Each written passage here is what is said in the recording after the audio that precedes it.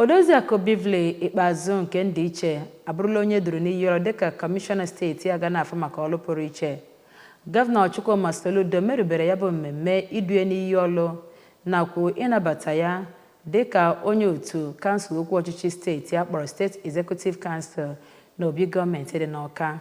Onye na-akọrọ anyị ihe na-eme n'obi gọọmenti bụ Ejike Abana kọrọ akụkọ a n'uju.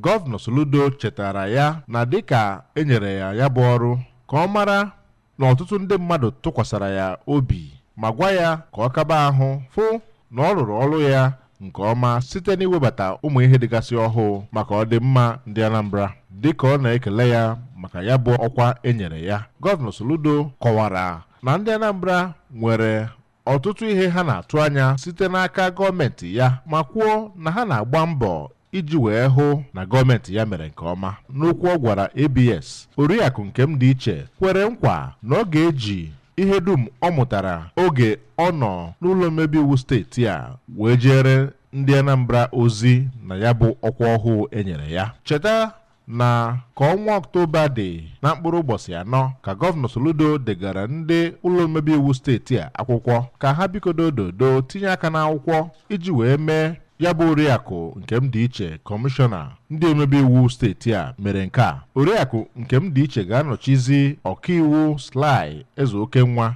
dịka kọmishọna ya bụ ministri. Site n'obi gọọmenti dị n'Awka, Ejike Abana maka akụwa ABS.